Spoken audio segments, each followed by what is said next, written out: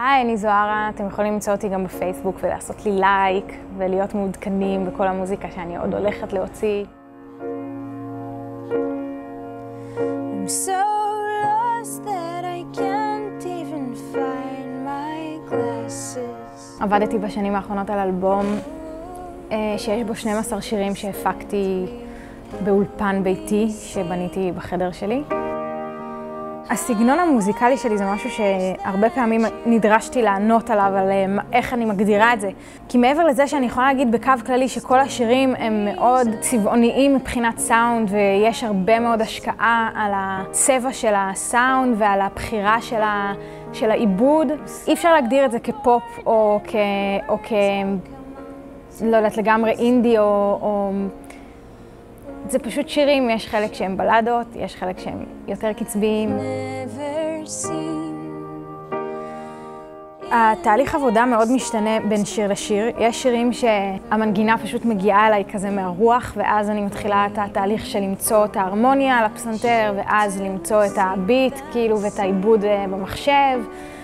יש שירים שמתחילים הפוך דווקא, כאילו זה מתחיל מעבודה על מחשב, מכזה ג'ימג'ום של ביטים וסאונדים, ואז מגיעה על זה מנגינה, ואז רק אחרי זה כותבים את המילים. יש שירים שמתחילים מהמילים, ואז מחפשים להם מנגינה, אז בקיצור, אין רגע דל ואף פעם לא משעמם, וזה לא חוזר על עצמו. על האלבום הזה עבדתי עם יחזקאל רז, שהוא מרצה ומורה ב-BPM. זה היה תקופה ארוכה מאוד שהיינו נפגשים ככה כל איזה שבוע ויושבים ורואים לאן השירים עובדים. אני חושבת שלא יודעת אם הייתי יכולה לעשות את זה, כאילו בלי שיהיה מישהו שכזה כל הזמן שומע ונותן פידבק.